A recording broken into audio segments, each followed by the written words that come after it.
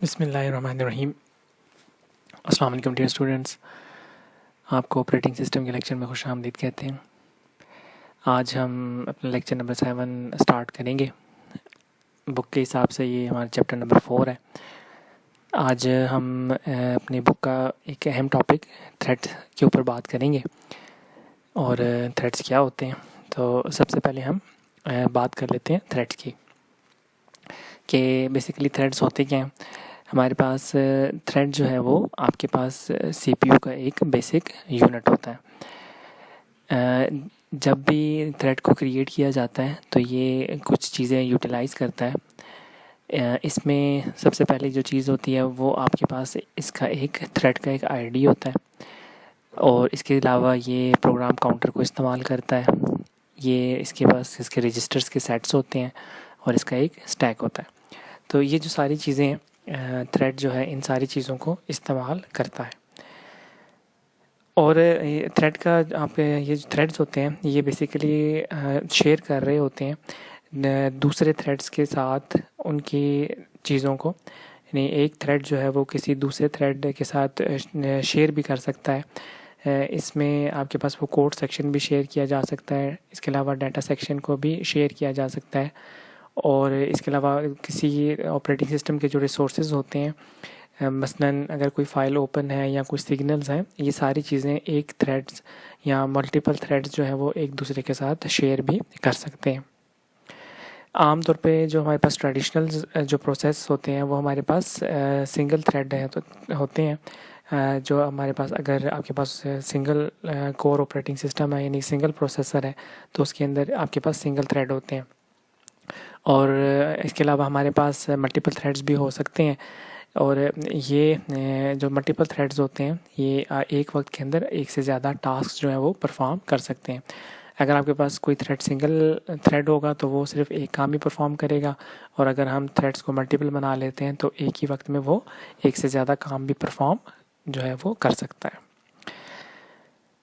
इस डायग्राम में हम सिंगल थ्रेड और मल्टी थ्रेड प्रोसेसेस को देख लेते हैं। यहाँ पर हमारे पास एक सिंगल थ्रेड है।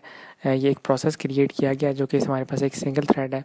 अब इसका इसको रजिस्टर की ज़रूरत होती है, स्टैक की ज़रूरत होती है, इसके अलावा इसे कोड की ज़रूरत है, डाटा है और फाइल्स है। तो जब एक थ्रेड क्रिएट किया जाता है तो वो सबसे पहले अगर कोड को वो देख रहा है तो सबसे पहले कोड को उसके साथ कोड के साथ वो चलेगा, और उसके बाद फिर डाटा के साथ जब ये कंप्लीट हो जाएगा टास्क तो उसके बाद डाटा की बारी आएगी और फिर उसके बाद फाइल्स की बारी आएगी। अब अगर इसी को हम मल्टीपल थ्रेड्स के तौर पे इस्तेमाल करें तो मल्टी थ्रेड प्रोसेसिंग के अंदर आपके पास ये 3 थ्रेड्स हैं। इसके अंदर जो रजिस्टर और स्टैक हैं ये तीनों के साथ शेयर हो गए हैं। इन्होंने ये रिसोर्सेज एक ही रिसोर्सेज थे तो ये तीनों रिसोर्सेज शेयर हो चुके हैं। और यहाँ पर जो 3 टास्क थे अब वो जो है वो डिवाइड हो गए हैं। यानी कोड का टास्क जो है वो एक थ्रेड जो है वो कोड के टास्क के साथ काम परफॉर्म कर रहा है, एक थ्रेड जो है वो डाटा के साथ परफॉर्म कर रहा है, और एक थ्रेड जो है वो आपके पास फाइल्स के साथ जो है वो परफॉर्म कर रहा है। तो एट अ टाइम हमारे पास ये तीनों जो चीज़ें हैं ये मल्टीपल थ्रेड की मदद से तीनों चीज़ें हम तीनों काम एक साथ परफॉर्म कर रहे हैं। जबकि सिंगल थ्रेड के अंदर ये सारी चीज़ें एक के बाद जब पहला प्रोसेस कंप्लीट होगा तो उसके बाद दूसरा और दूसरे के बाद तीसरा प्रोसेस जो है वो कंप्लीट होगा। तो मल्टी थ्रेडिंग के अंदर हम अपने टास्क को उन्हीं रिसोर्सेज को शेयर करवा के हम अपने टास्क को तेज़ी से और ज़्यादा बेहतर तरीके से हम परफॉर्म करवा सकते हैं। अब हमें इन थ्रेड्स की जो है वो ज़रूरत क्यों पड़ती है। हमारे पास बहुत सारे जो सॉफ्टवेयर हैं उनके जो पैकेजेस हैं जो हमारे पास आजकल मॉडर्न डेस्कटॉप पीसीज़ के अंदर इस्तेमाल हो रहे हैं वो बेसिकली मल्टी थ्रेडिंग है। हमारे पास जो प्रोसेसर्स हैं वो मल्टी कोर है, एक से ज़्यादा प्रोसेसर्स मौजूद होते हैं। तो उन मल्टी कोर प्रोसेसर्स को मल्टीपली प्रोसेस उसके परफॉर्म करवाना भी ये हमारे पास थ्रेड के ज़रिए से मुमकिन है। फॉर एग्ज़ाम्पल आपके पास एक एप्लीकेशन है, वो जो है आपके पास एक अलग से आपके पास जो है वो प्रोसेस जो है वो क्रिएट कर रही होती है, और हमारे पास जो है उसके थ्रेड्स जो होते हैं मुख्तलिफ़ किस्म के हम थ्रेड्स इस्तेमाल करते हैं उसको कंट्रोल करने के लिए। जैसे फॉर एग्ज़ाम्पल एक हमारे पास वेब ब्राउज़र है, आप वेब ब्राउज़र इस्तेमाल करते हैं, उसके अंदर आपके पास एक जो वेब ब्राउज़र है उसका थ्रेड जो है वो आपको उसके इमेजेस और उसमें जो टेक्स्ट लिखा हुआ है वो आपको दिखा रहा है।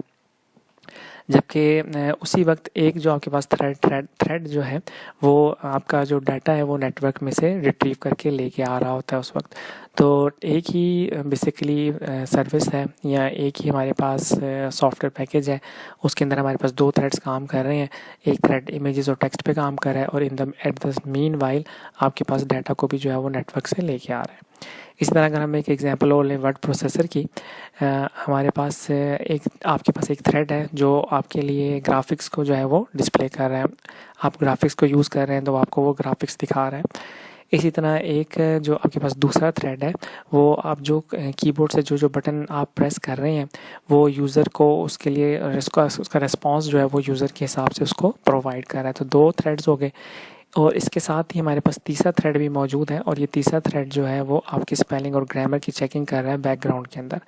तो जैसे ही आप कोई मिस्टेक कर रहे होते हैं तो वो ऑटोमेटिकली करेक्ट भी हो रही होती है।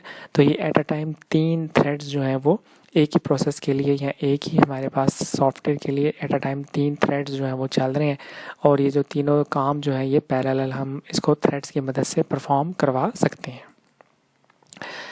हमारे पास बहुत सारी ऐसी सिचुएशंस होती हैं जिसके अंदर हमारे पास एक सिंगल एप्लीकेशन है और उसको जो होता है वो उसने बहुत सारे एक ही तरह के टास्क जो है परफॉर्म करने होते हैं। यानी एक ही टास्क है उसको हम बार बार परफॉर्म करवा रहे होते हैं, तो वो सिमिलर टास्क जो है हमने किसी सॉफ्टवेयर से बार बार परफॉर्म करवाने होते हैं। तो उसका एक सलूशन ये है कि आपके पास सर्वर जो है वो हर दफ़ा एक प्रोसेस को जनरेट करे और उसकी जो है उसकी रिक्वेस्ट को वो एक्सेप्ट करे। यानी अब अगर आपके पास आप उसको मल्टीपल एक ही काम को टास्क को परफॉर्म करते हैं तो जो सर्वर है वो हर दफ़ा उसके एक सिग्नल को जो है वो जनरेट करता है और प्रोसेस को वो क्रिएट करता है। और जैसे ही वो आपके पास सर्वर के पास वो रिक्वेस्ट आती है, यानी जैसे ही सर आप कोई क्लाइंट उसके लिए किसी काम के लिए रिक्वेस्ट भेजता है तो वो एक सर्वर जो है वो एक सेपरेट प्रोसेस जो है वो क्रिएट करता है ताकि उसकी जो सर्विस है उसको सर्विस प्रोवाइड की जा सके। अच्छा, अब ये जो प्रोसेस को क्रिएट करना है, ये सर्वर जो इस प्रोसेस को क्रिएट करता है, ये हमारे पास जो है ये प्रोसेस क्रिएशन का मेथड आपके पास ये हर दफ़ा एक प्रोसेस क्रिएशन का मेथड जो है वो क्रिएट किया जाता है और थ्रेड से पहले यही किया जाता था कि हर दफ़ा एक नया प्रोसेस जो है वो क्रिएट किया जाता था। अब ये जो प्रोसेस को क्रिएट करना है ये अब हमारे पास बहुत ज़्यादा टाइम कंज्यूमिंग होता है और इसके अंदर बहुत सारे जो रिसोर्सेज होते हैं वो भी शामिल होते हैं। किसी भी प्रोसेस को क्रिएट करने के लिए टाइम और रिसोर्सेज की हमें हर दफ़ा ज़रूरत पड़ती है और अगर आप एक नया प्रोसेस परफॉर्म कर रहे हैं तो और उसमें आप एक ही टास्क को बार बार परफॉर्म कर रहे हैं तो हमारे पास ये एफिशिएंट है। यानी जो आपके पास मोर एफिशिएंट बात ये है कि हम एक ही प्रोसेस को मल्टीपल थ्रेड्स की मदद से हम परफॉर्म करवा सकते हैं। फॉर एग्ज़ाम्पल हमारे पास एक वेब सर्वर है, उसके अंदर मल्टी थ्रेडिंग अगर हम उसका कॉन्सेप्ट देखें तो सर्वर जो है वो आपके पास एक थ्रेड क्रिएट करेगा जिसमें वो क्लाइंट की रिक्वेस्ट को जो है वो एक्सेप्ट कर रहा होता है। तो एक वेब सर्वर है जो क्लाइंट्स की रिक्वेस्ट को जो देख रहा होता है, जैसे ही वो रिक्वेस्ट क्रिएट की जाती है तो बजाय इसके कि सर्वर जो है वो एक और प्रोसेस, यानी अगर सिमिलर रिक्वेस्ट उसको असाइन की गई है तो बजाय इसके कि वो एक और प्रोसेस क्रिएट करे तो सर्वर आपके लिए एक जो है वो नया थ्रेड क्रिएट कर देता है ताकि जो सर्विस है उसको जो प्रोवाइड किया जा सके, बजाय इसके दोबारा से उसको प्रोसेस को क्रिएट किया जाए और उसको काम को किया जाए। तो प्रोसेस क्रिएट करने के बजाय जो प्रोसेसर है सिमिलर टास्क के लिए एक थ्रेड जो है वो क्रिएट कर देता है। यहाँ पर हमारे पास यहाँ पे हम देख लेते हैं। फॉर एग्जांपल ये आपके पास एक क्लाइंट है, इसने एक सर्वर को एक रिक्वेस्ट भेजी है। अब जैसे ये रिक्वेस्ट आई है एक दूसरा क्लाइंट सिमिलर टास्क की उसको जो है वो रिक्वेस्ट करता है तो बजाय इसके कि सर्वर एक और प्रोसेस क्रिएट करें, यहाँ पर आपके पास एक और क्लाइंट क्रिएट हो जाए और उसके लिए वो सब प्रोसेस जो है वो पूरा क्रिएट करे, तो सर्वर इसी सिमिलर टास्क के लिए एक थ्रेड जो है वो क्रिएट कर देता है और उसकी जो दूसरे आपके पास क्लाइंट की रिक्वेस्ट है उसको जो है वो फुलफ़िल कर लेता है और बाकी कि इस दौरान में जो इसने किसी प्रोसेस को क्रिएट करना था तो वो मुख्तलिफ एडिशनल क्लाइंट्स या जो दूसरी रिक्वेस्ट हैं वो उसको देख सकता है। तो सिमिलर टास्क के लिए सर्वर जो है वो मुख्तलिफ किस्म के थ्रेड्स जो है वो क्रिएट करता रहता है साथ साथ। अब थ्रेड्स के हमारे पास बहुत सारे बेनिफिट्स भी हैं इनको इस्तेमाल करने के लिए। इसका हमारे पास सबसे पहला जो फ़ायदा है वो रिस्पॉन्सिवनेस है। हमारे पास जो मल्टी थ्रेडिंग है, हमारे पास इस पर बहुत सारे एप्लीकेशंस, जो हमारे पास जो सॉफ्टवेयर्स हैं, इसमें हम अलाउ करते हैं प्रोग्राम्स को कि वो एक साथ जो है वो चल सकती हैं।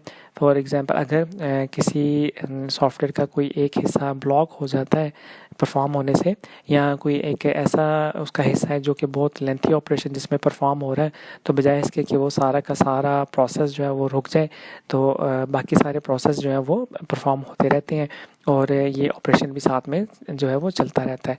तो क्योंकि सारे प्रोसेस जो है किसी भी पार्ट के ब्लॉक होने की वजह से या किसी हिस्से के लेंथी होने की वजह से आपका सारा प्रोसेस जो है वो ख़त्म नहीं होता या आपका दोबारा से उसको क्रिएट नहीं किया जाता। तो इससे जो हमारे पास रिस्पॉन्सिवनेस होती है यूज़र के लिए वो बढ़ जाती है। तो हमारे पास फॉर एग्ज़ाम्पल एक वेब ब्राउज़र है, वो आपको अलाउ कर रहा होता है कि यूज़र उसके साथ इंटरेक्शन करे, और उसी एक और थ्रेड जो है उसके अंदर आपके एक इमेज है जिसको लोड किया जा रहा होता है दूसरे थ्रेड के ज़रिए से। तो यानी एक थ्रेड जो है वो वेब ब्राउज़र में से आपके लिए इंफॉर्मेशन लेके आ रहा होता है, और एट द मीन वाइल आपके पास दूसरा थ्रेड जो है वो पिक्चर को लोड कर रहा होता है। और अगर आपके पास किसी भी डाटा को लाने में देर हो जाती है तो दूसरा जो प्रोसेस है उतनी देर में वो कंप्लीट होता रहता है। तो ये हमारे पास रिस्पॉन्सिवनेस जो है वो उसकी थ्रेड्स की वजह से बढ़ जाती है। और दूसरा जो हमें सबसे बड़ा उसका बेनिफिट है वो हमारे पास रिसोर्स शेयरिंग है। हमारे पास जो प्रोसेसेस होते हैं वो हम पीछे भी देख के आए हैं कि वो रिसोर्सेज को शेयर कर रहे होते हैं, और इसके लिए हम मुख्तलिफ जो है वो टेक्निक्स इस्तेमाल करते हैं। उसमें आप मेमोरी को भी शेयर कर सकते हैं, हम मैसेज पासिंग कर सकते हैं, और ये जो हमारे पास अब टेक्निक्स जो होती हैं ये हमारे पास प्रोग्रामर के ऊपर डिपेंड कर रही होती हैं कि जो हमारे पास प्रोग्रामर है, जो प्रोग्राम लिखने वाले हैं, वो किस तरीके से किस टेक्निक की मदद से रिसोर्स को एक वक्त में एट अ टाइम जो है वो शेयर करवा लेते हैं। हमारे पास जो थ्रेड्स हैं वो मेमोरी और रिसोर्सेज को शेयर कर रहे होते हैं। अगर एक ही रिसोर्स या मेमोरी की ज़रूरत पड़ रही हो तो थ्रेड्स जो है वो उसको शेयर कर सकते हैं। हमारे पास कोड को और डाटा को शेयर करने का जो हमारे पास फ़ायदा है आपके पास उसमें ये होता है कि हमारे पास बहुत सारे जो थ्रेड्स होते हैं, अगर वो सेम टास्क को परफॉर्म कर रहे हो तो उसी कोड और डाटा को अगर वो शेयर कर रहे हो तो हमारे पास ये जो सारे थ्रेड्स हैं बड़ी आसानी के साथ अलग अलग होने की बजाय उनको सबको एक साथ ही शेयर कर लेते हैं। जो तीसरा हमारे पास बेनिफिट है सबसे बड़ा वो हमारे पास है इकोनॉमी। हमारे पास जो मेमोरी होती है रिसोर्सेज के लिए प्रोसेस क्रिएट करने के लिए वो बहुत ज़्यादा कॉस्टली होती है, यानी जब भी किसी प्रोसेस को क्रिएट करना होता है वो हमारे लिए कॉस्टली होता है, क्योंकि जो हमारे पास थ्रेड्स होते हैं हमारे पास उसमें कुछ रिसोर्सेज होते हैं जिसको हमने रिसोर्सेज को इस्तेमाल करते हुए हमने किसी प्रोसेस को क्रिएट करना होता है। अब बजाय इसके कि हम किसी प्रोसेस को क्रिएट करें, हमारे लिए ज़्यादा इकोनॉमिकल है कि हम कॉन्टेक्स्ट स्विचिंग थ्रेड्स, यानी हम एक से ज़्यादा जो थ्रेड्स हैं वो हम क्रिएट कर लें, और ये आपके पास प्रोसेस को क्रिएट करना हमारे पास टाइम कंज्यूमिंग होता है, और उसको मैनेज करना हमारे पास प्रोसेस को मैनेज करना भी हमारे लिए मुश्किल होता है थ्रेड्स की निस्बत। तो थ्रेड्स की निस्बत प्रोसेसेस को क्रिएट करना उसकी टाइम कंजम्पशन हमारे पास जो है वो ज़्यादा आसान होती है। फिर जो चौथा हमारे पास थ्रेड्स का फ़ायदा है वो स्केलेबिलिटी है। इसका मतलब ये है कि हमारे पास जो मल्टी थ्रेडिंग जब हम इस्तेमाल कर रहे होते हैं वो हमारे पास मल्टी प्रोसेसर की आर्किटेक्चर की वजह से वो बढ़ गई है। हमारे पास एक जो प्रोसेस थ्रेड है वो हम एक ही वक्त में पैरेलल मुख्तलिफ प्रोसेसर्स के ऊपर भी हम एक साथ चला सकते हैं। यानी अगर आपके पास मल्टी कोर प्रोसेस मौजूद हो तो हम उन मल्टीपल कोर्स के ऊपर हम मुख्तलिफ थ्रेड्स को बड़ी आसानी के साथ चला सकते हैं। अगर आपके पास एक सिंगल थ्रेड प्रोसेस होगा तो वो सिर्फ ज़ाहिर है एक ही प्रोसेसर के ऊपर चलेगा। आप जितने भी थ्रेड्स क्रिएट करेंगे, क्योंकि एक ही प्रोसेसर है तो वो जो प्रोसेसर है वो थ्रेड्स भी एक वक्त में एक ही चलेगा, और आप जितने भी थ्रेड्स बनाते जाएंगे वो पहले थ्रेड कंप्लीट होने के बाद दूसरे थ्रेड की बारी आएगी। लेकिन अगर हमारे पास मल्टी थ्रेडिंग हो तो मल्टी सीपीयू हो तो हम इसके अंदर हम पैरेललिज्म की मदद से हम इसको अपनी थ्रेड्स को हम बढ़ा सकते हैं और उसकी परफॉर्मेंस हम बेहतर कर सकते हैं। यहाँ पर हमारे पास एग्जांपल है कि हमारे पास एक सिंगल कोर सिस्टम है। इसमें हमारे पास एक थ्रेड है, एक प्रोसेस है जिसके 4 थ्रेड्स हैं, T1, T2, T3 और T4। इसके बाद हमने एक और थ्रेड क्रिएट किया T1 T2 T3 और T4। उसके बाद तीसरा थ्रेड हमारे पास T1 इसी तरह से हमारे पास चल रहे हैं। तो क्योंकि ये इस वक्त सिंगल कोर ऑपरेटिंग सिस्टम है, इसके अंदर आपके पास थ्रेड जो पहला थ्रेड का पहला हिस्सा होगा वो पहले उसको परफॉर्म किया जाएगा। जैसे ये कंप्लीट होगा तो दूसरा, उसके बाद कंप्लीट होगा तीसरा, उसके बाद कंप्लीट तो चौथा।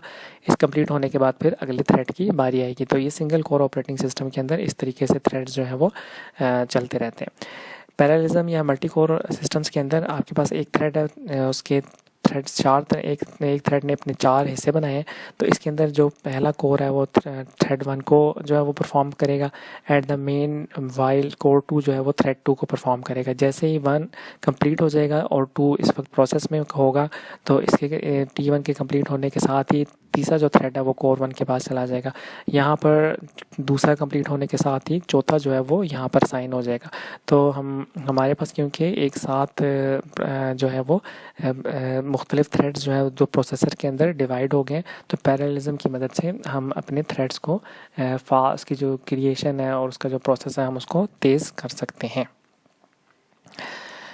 हमारे पास जो रिसेंटली जो हमारे पास ट्रेंड है सिस्टम डिज़ाइनिंग का, जिसके अंदर हम मल्टीपल कोर्स इस्तेमाल करते हैं। एक ही चिप, यानी चिप एक ही होती है और एक ही बॉडी है और उसके अंदर हमारे पास एक से ज़्यादा कोर्स हम उसमें इस्तेमाल कर रहे होते हैं।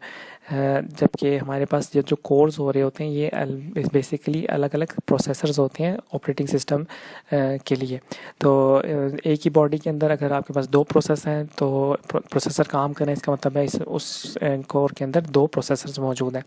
तो अब ये जो मल्टी थ्रेडिंग हमारे पास प्रोग्रामिंग है, ये इसके ज़रिए से हम एक ऐसे मैकेनिज़्म क्रिएट करते हैं, ऐसे एफिशिएंट मैकेनिज़्म क्रिएट करते हैं कि जिसके मल्टीपल कोर्स की मदद से हम उसकी जो कंकरेंसी है उसको हम बेहतर कर सकते हैं, इम्प्रूव करने हैं। ये जो हमारे पास मल्टी कोर ऑपरेटिंग सिस्टम का जो ट्रेंड है, ये इसकी वजह से जो हमारे पास सिस्टम डिज़ाइनर्स हैं और जो एप्लीकेशन प्रोग्राम्स हैं उनके ऊपर ये थोड़ा सा प्रेशर है कि वो एक ऐसे बेहतर प्रोग्राम्स जो हैं वो बनाएं जिसकी मदद से हम मल्टीपल कंप्यूटिंग कोर्स को एफिशिएंटली इस्तेमाल कर सकें। जो ऑपरेटिंग सिस्टम के डिज़ाइनर्स होते हैं और वो उनको ऐसे एल्गोरिथम्स, शेड्यूलिंग एल्गोरिथम्स जो हैं वो लिखने हैं कि जिसकी मदद से हमारे पास मल्टीपल प्रोसेसिंग जो कोर्स होते हैं वो हमें अलाउ कर सकें कि हम पैरेलल जो एग्जीक्यूशन है हम उसको बेहतर तरीके से परफॉर्म करवा सकें। यानी अगर आपके पास ऐसे एल्गोरिथम्स नहीं होंगे कि जिससे हम मल्टी प्रोसेसिंग को हम इस्तेमाल कर सकें तो उस मल्टी प्रोसेसर्स को लगाने का भी फ़ायदा नहीं होता। तो ये सारा का सारा जो काम है ये प्रोग्रामर्स के ऊपर और डिज़ाइनर्स के ऊपर, ऑपरेटिंग सिस्टम के ऊपर और एल्गोरिथम्स के ऊपर डिपेंड कर रहा होता है कि हम कितने अच्छे तरीके से या कितनी एफिशिएंटली हम उन मल्टी कोर्स को इस्तेमाल करते हैं। अब जो हमारे पास मल्टी कोर के लिए चैलेंजेस हैं उसके अंदर हमारे पास सबसे पहला आ जाता है डिवाइडिंग एक्टिविटीज़। इसमें हमारे पास हमने उन एप्लीकेशंस को एग्ज़ामिन करना होता है, देखना होता है, ऐसे एरिए तलाश करने होते हैं जिनको हम सेपरेट कर सकें। यानी किसी भी एप्लीकेशन के अंदर या किसी भी प्रोग्राम के अंदर वो कौन कौन से हिस्से हैं जिनको अलग किया जा सकता है और उनको कंकरेंट टास्क बनाए जा सकते हैं और फिर उसके बाद उनको पैरेलली मुख्तलिफ़ कोर्स के ऊपर एक साथ चलाया जाए। तो वो कौन कौन से हिस्से होंगे जिनको हम सेपरेट करेंगे और वो और के कौन कौन से कोर्स जो हैं कि कितने कितने हिस्से को डिवाइड करने के बाद मुख्तलिफ़ कोर्स के ऊपर उसको डिवाइड किया जाएगा। तो सबसे पहले ये डिवाइडिंग एक्टिविटी देखनी होती है कि किसी भी एप्लीकेशन के अंदर हमने किसी भी प्रोसेस को या किसी के थ्रेड्स को हमने किस तरीके से डिवाइड करना है। फिर डिवाइड करने के बाद जो हमारे पास दूसरा जो काम आ जाता है वो बैलेंस का भी होता है। आपने जो टास्क थे वो तो हमने उसको आइडेंटिफाई कर लिए जो हमने पैरेलल प्रोसेसर के ऊपर चलाने थे। तो प्रोग्रामर को ये भी इस बात को भी इंश्योर करना होता है कि जितने भी टास्क हैं वो बराबर होने चाहिए, उसका जो वैल्यू हो वो तकरीबन बराबर ही होनी चाहिए। यानी आपके पास ये ना हो कि एक टास्क जो है वो आपके पास उसकी वैल्यू और बाकी सारे प्रोसेस की निस्बत जो है बहुत ज़्यादा हो। यानी एक टास्क को तो आप बहुत बड़ा उसको डिवाइड कर लें, बाकी सारे टास्क जो हैं वो बहुत छोटे छोटे हों, तो वो एक टास्क जो है वो आपके पास एक ही प्रोसेसर को बार बार इस्तेमाल करना शुरू कर दे और उसकी यूटिलाइजेशन जो है एक ही प्रोसेसर के ऊपर मौजूद हो और बाकी सारे प्रोसेस जो हैं वो दूसरे प्रोसेस के ऊपर उसका बर्डन आ जाए। तो इसको बैलेंस भी करना होगा कि हमने प्रोसेसेस को भी इस तरीके से डिवाइड करना है कि वो बैलेंस भी हो।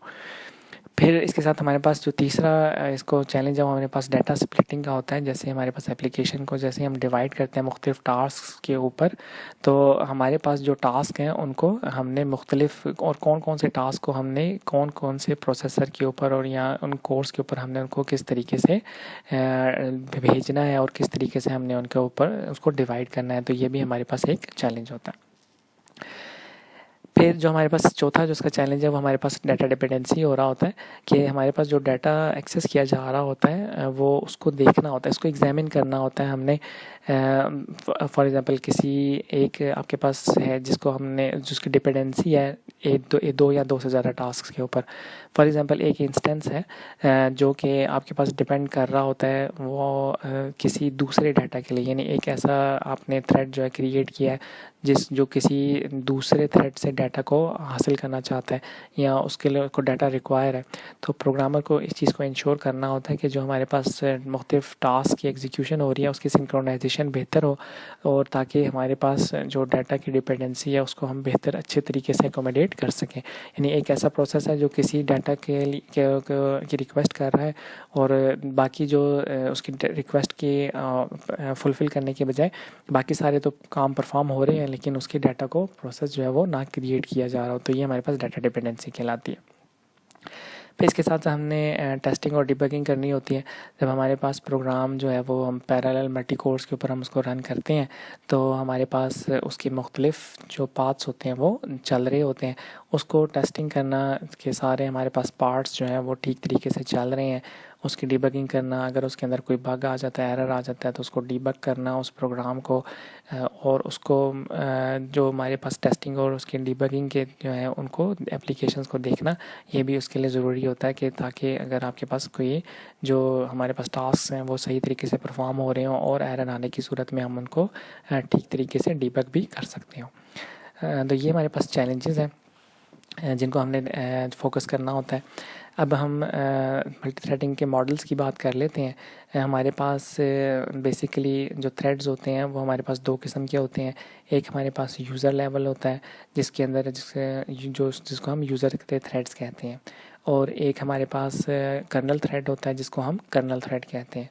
अब इन दोनों में फ़र्क है। जो हमारे पास यूज़र थ्रेड्स होते हैं वो आपके पास उनको कर्नल की सपोर्ट की ज़रूरत नहीं होती। यूज़र थ्रेड्स कर्नल की सपोर्ट के बगैर ही मैनेज हो जाते हैं, जबकि जो कर्नल हमारे पास थ्रेड्स होते हैं उसको कर्नल की ही ज़रूरत होती है और वो डायरेक्टली ऑपरेटिंग सिस्टम के ज़रिए से मैनेज किए जाते हैं या उसकी मदद से ही वो चलाए जा रहे होते हैं। हमारे पास जो ऑपरेटिंग सिस्टम है उसके अंदर हमारे पास विंडोज़ है, Linux, Mac operating system, Solaris, Unix, ये सारे के सारे कर्नल थ्रेड्स को सपोर्ट करते हैं। और हमारे पास जो बाज़ दफ़ा हमारे पास एक रिलेशनशिप क्रिएट हो जाता है जिसके अंदर हमें यूज़र के थ्रेड्स और कर्नल थ्रेड्स दोनों को साथ में पैरेलल भी मैनेज करना होता है। अब हमारे पास इसमें एक पहला जो मॉडल है उसमें हम मैनी टू वन मॉडल कहते हैं। मैनी टू वन मॉडल के अंदर हमारे पास यूज़र लेवल का जो थ्रेड होता है वो बहुत सारे हमारे पास यूज़र लेवल के थ्रेड्स होते हैं और वो सारे के सारे यूज़र लेवल के जो थ्रेड्स होते हैं वो कर्नल के थ्रेड के ऊपर मैप कर रहे होते हैं। तो ये जो हमारे पास है थ्रेड की जो मैनेजमेंट होती है इसमें एक लाइब्रेरी होती है, उसके ज़रिए से इसको मैनेज किया जा रहा होता है। जो हमारे पास अगर कोई प्रोसेस जो है उसको ब्लॉक कर देता है तो हमारे पास ये ब्लॉकिंग सिस्टम कॉल जो है वो क्रिएट कर सकता है कोई भी आपके पास। तो हमारे पास क्योंकि एक थ्रेड हमारे पास सिर्फ एक वक्त में एक ही कर्नल को एक्सेस कर सकता है एक ही टाइम के अंदर, अगर मल्टीपल थ्रेड्स जो होंगे इसके अंदर वो हम उनको पैरेलल जो है मल्टी प्रोसेसर के ऊपर हम नहीं चला सकेंगे, क्योंकि जो यूज़र है एक कर्नल एक ही मौजूद है तो हम उसको पैरेलल नहीं चला सकते हैं, क्योंकि जितने भी यूज़र प्रोसेसेस हैं उसने सिर्फ एक ही उसको जो हमारे पास कर्नल थ्रेड है उसके ज़रिए से उसने अपने टास्क परफॉर्म करने होते हैं। ग्रीन थ्रेड्स हैं हमारे पास, ये इसकी एक लाइब्रेरी होती है सोलारिस के अंदर, ये इस मॉडल को इस्तेमाल करते हैं। इसके अलावा हमारे पास एक और जो मेथड होता है वो हमारे पास पोर्टेबल थ्रेड्स होते हैं। ये मैनी टू वन की एग्जांपल्स हैं। इसके अंदर हमारे पास बहुत सारे यूज़र थ्रेड्स हैं और ये सारे के सारे यूज़र थ्रेड्स जो हैं वो सिर्फ एक कर्नल थ्रेड को जो है वो परफॉर्म कर रहे होते हैं, यानी सारे के सारे रिक्वेस्ट एक कर्नल थ्रेड के ऊपर कर रहे होते हैं। तो अगर इसके अंदर कोई एक ब्लॉकिंग स्टेट के ऊपर आ जाता है तो बाकी सारे थ्रेड्स को इंतज़ार करना पड़ेगा, क्योंकि सब के सब सिर्फ एक ही कर्नल को रिक्वेस्ट कर रहे होते हैं। दूसरा हमारे पास इसमें मेथड आ जाता है वन टू वन मॉडल का। वन टू वन मॉडल के अंदर जो मैपिंग होती है उसके अंदर जो यूज़र थ्रेड्स होते हैं और कर्नल थ्रेड्स की आपस में एक दूसरे के साथ वन टू वन मैपिंग हो जाती है। इसके अंदर हमारे पास जो कंकरेंसी होती है वो बेहतर होती है मैनी टू वन की निस्बत में। इसके अंदर यानी कि इस चीज़ को अलाउ किया जाता है कि थ्रेड्स जो हैं वो आपके पास ब्लॉकिंग स्टेट सिस्टम कॉल जो है वो क्रिएट जो है वो अगर कर लें तो, क्योंकि कर्नल हमारे पास ज़्यादा है तो वो बाकी जो है वो स्टॉप नहीं हो सकते। इसके अलावा ये अलाउ करते हैं मल्टीपल थ्रेड्स को कि वो एक साथ पैरेलल मल्टी प्रोसेसर के अंदर चल सकते हैं। सिर्फ जो इसका एक ड्रॉबैक है इस मॉडल का, इसके अंदर के आपके पास जो यूज़र थ्रेड्स हैं हमारे पास वो जितने यूज़र थ्रेड्स होंगे उतने ही कर्नल थ्रेड्स आपके उसके क्रॉसपॉन्डिंग उतने ही कर्नल थ्रेड्स क्रिएट किए जाएंगे, क्योंकि हमारे पास जो कर्नल थ्रेड्स हैं वो उसकी जो परफॉर्मेंस है वो अगर हम बढ़ा देंगे तो उसकी परफॉर्मेंस एप्लीकेशन के ऊपर उसका फ़र्क पड़ जाएगा। हमारे पास जो इसकी रिस्ट्रिक्शन है वो हमारे पास वो ये है कि जो हमारे पास नंबर ऑफ़ थ्रेड्स हैं वो उस सिस्टम में जितने कर्नल थ्रेड्स होंगे उतने ही हम यूज़र के थ्रेड्स जो है वो क्रिएट कर सकते हैं। लिनक्स है, इसके अलावा विंडोज़ ऑपरेटिंग सिस्टम है, ये हमारे पास वन टू वन मॉडल को इस्तेमाल करते हैं। इसमें देखिए आपके पास यूज़र थ्रेड है, इसने एक सेपरेटली कर्नल थ्रेड की रिक्वेस्ट की है, इसी तरह दूसरा है इसने कर्नल थ्रेड को, तीसरा और चौथा। तो जितने आपके पास कर्नल थ्रेड्स अवेलेबल होंगे उतने ही हमें यूज़र थ्रेड्स भी क्रिएट करने होंगे। तो यूज़र थ्रेड्स हम बढ़ा नहीं सकते क्योंकि कर्नल हमारे पास एक ही मौजूद है। तीसरा जो हमारे पास मेथड है उसमें हम मैनी टू मैनी मॉडल हम इसे कहते हैं। इसके अंदर हमारे पास मल्टीप्लेक्सेस होती है, इसके अंदर बहुत सारे हमारे पास यूज़र लेवल थ्रेड्स होते हैं और ये एक बराबर भी हो सकते हैं और उतने ही बराबर नंबर के ऊपर कर्नल के जो थ्रेड्स हैं उनको भी रिक्वेस्ट कर सकते हैं।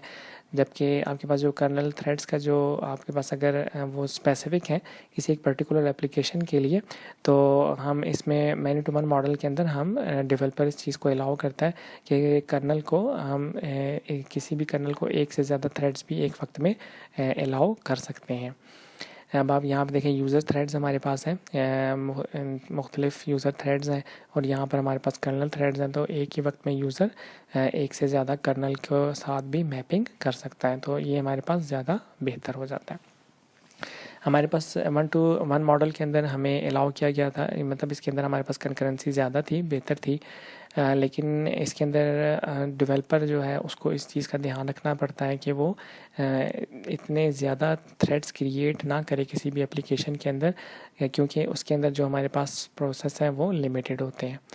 जबकि हमारे पास मैनी टू मैनी मॉडल के अंदर हमारे पास इसका मसला नहीं होता कि आपने प्रोसेसेस को देखना है, जबकि डेवलपर जो है हमारे पास यूज़र थ्रेड्स को क्रिएट कर सकता है जितने उसे चाहिए होते हैं और उसके अगेंस्ट में हमारे पास जो क्रॉसपॉन्डिंग कर्नल थ्रेड्स हैं वो भी साथ में चल रहे होते हैं, वो हम उसको चला रहे होते हैं मल्टी प्रोसेसर के अंदर।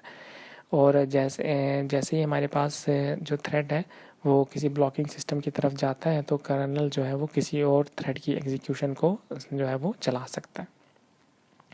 अब इन थ्रेड्स के लिए हमारे पास मुख्तलिफ़ लाइब्रेरीज़ होती हैं। थ्रेड लाइब्रेरीज़ जो होती हैं ये बेसिकली प्रोग्रामर्स के लिए API प्रोवाइड करती हैं जिसकी मदद से उसको थ्रेड को क्रिएट किया जाता है और उनको थ्रेड्स को मैनेज किया जाता है। हमारे पास इसमें दो मेथड्स होते हैं। सबसे पहला मेथड हमारे पास जो फर्स्ट अप्रोच है, इसके अंदर हम एक लाइब्रेरी क्रिएट करते हैं यूज़र के लिए, यूज़र स्पेस के लिए। इसके अंदर कोई कर्नल की सपोर्ट नहीं होती। जो भी आपके पास कोड और डाटा स्ट्रक्चर होते हैं वो उस लाइब्रेरी के अंदर, उस यूज़र स्पेस के अंदर मौजूद होते हैं। जो आपके पास यूज़र कॉल है उसको यूज़र अपनी स्पेस में उसको कॉल करता है, अपनी लाइब्रेरी को कॉल करता है और इसके अंदर सिस्टम कॉल जो है वो इस्तेमाल नहीं की जाती, यानी यूज़र ही एक लाइब्रेरी क्रिएट कर लेता है और उसी लाइब्रेरी को इस्तेमाल करते हुए सारी कॉल्स जो है वो चला ली जाती हैं। जबकि हमारे पास जो दूसरा मेथड है उसके अंदर हमारे पास कर्नल लेवल लाइब्रेरी सपोर्ट होती है, जो कि डायरेक्टली ऑपरेटिंग सिस्टम से चल रही होती है। इस सूरत में कोड और जो डाटा स्ट्रक्चर होते हैं वो हमारे पास लाइब्रेरी के कर्नल के अंदर स्पेस के अंदर मौजूद होते हैं। इसमें हम किसी भी फंक्शन को जब किसी एपीआई से चलाते हैं तो वो बेसिकली एक सिस्टम कॉल जनरेट होती है जिसको कर्नल जो है वो डायरेक्टली इम्प्लीमेंट कर रहा होता है। तो पहली अप्रोच के अंदर यूज़र की अपनी लाइब्रेरी होती है, लेकिन इसमें जो आपके पास कर्नल होता है वो इन्वॉल्व नहीं होता। जबकि सेकंड अप्रोच के अंदर जो हमारे पास लाइब्रेरी होती है वो कर्नल के अंदर ही मौजूद होता है। किसी भी प्रोग्राम चलने की सूरत में जो कर्नल होता है वो ऑपरेटिंग सिस्टम की मदद से उसको परफॉर्म करवाता है। 3 मेन थ्रेड्स हमारे पास लाइब्रेरीज हम इस्तेमाल करते हैं। इसको हम पी थ्रेड कहते हैं एक, दूसरा हमारे पास Win32 है और तीसरा हमारे पास जावा है। पी थ्रेड्स हमारे पास जो है ये एक स्टैंडर्ड है। ये हमारे पास यूज़र कर्नल कोर और user library kernel level library जो है वो इसमें प्रोवाइड की जाती है। तो आप चाहें तो इसमें यूज़र की अपनी लाइब्रेरी भी क्रिएट कर सकते हैं। अगर आप कर्नल लेवल की लाइब्रेरी को इस्तेमाल करना चाहते हैं तो हम उसको भी इस्तेमाल कर सकते हैं। जबकि Win32 थ्रेड्स के अंदर जो लाइब्रेरी होती है वो कर्नल लेवल लाइब्रेरी कहलाती है, और ये जो कर्नल लेवल की लाइब्रेरी होती है विंडोज़ जो सिस्टम होता है ये उसी के लिए ही अवेलेबल होती है। यानी कोई भी टास्क जो होता है वो विंडोज़ सिस्टम के ज़रिए कर्नल की मदद से ही उसको परफॉर्म किया जाता है। और जो हमारे पास जावा है JVM, ये हमारे पास एक एपीआई होता है जिसमें जिसके अपने जो प्रोग्राम्स होते हैं वो जावा के लाइब्रेरी के अंदर ही मौजूद होते हैं और जावा प्रोग्राम की मदद से उसको क्रिएट किया जा रहा होता है। और जबकि जो जावा है JVM है ये किसी भी ऑपरेटिंग सिस्टम के ऊपर बेसिकली रन कर रहा होता है। तो पी थ्रेड्स जो है हमारे पास ये यूज़र लेवल भी हो सकते हैं और ये कर्नल लेवल भी हो सकते हैं। ये हमारे पास स्टैंडर्ड है IEEE 1003.1c, और इसमें हम APIs को क्रिएट भी कर सकते हैं और उनको सिंक्रोनाइज भी कर सकते हैं। हमारे पास जो इनका बिहेवियर होता है वो बेसिकली एक लाइब्रेरी की सूरत में होता है। और हमारे पास Unix operating system, Solaris, Linux, Mac operating system जो है ये पी थ्रेड को इस्तेमाल करते हैं। जो जावा थ्रेड्स होते हैं ये बेसिकली JVM के ज़रिए, जावा वर्चुअल मशीन के ज़रिए से इनको मैनेज किया जाता है। जावा की अपना एक API होता है जिसको हम JVM कहते हैं, और जो हमारे पास थ्रेड्स होते हैं इनको ऑपरेटिंग सिस्टम के ज़रिए से, जिस भी ऑपरेटिंग सिस्टम के ऊपर JVM रन कर रहा होता है तो JVM बेसिकली उस ऑपरेटिंग सिस्टम की मदद से उन थ्रेड्स को जो है वो इम्प्लीमेंट करता है। तो हमारे पास मुख्तलिफ इसकी क्लासेस होती हैं थ्रेड्स को क्रिएट करने के लिए, और हम उसके क्लासेस की मदद से हम बड़ी आसानी के साथ उसको इस्तेमाल कर सकते हैं या चला सकते हैं। डियर स्टूडेंट्स, उम्मीद है आपको इस लेक्चर की समझ आई होगी। आपके जो भी क्वेश्चंस हों आप वो पूछ सकते हैं, और इंशाल्लाह उम्मीद है कि आप इसको अपनी प्रोवाइड जो बुक है ई बुक वहाँ से भी आप उसको पढ़ेंगे। बहुत शुक्रिया। अस्सलाम वालेकुम।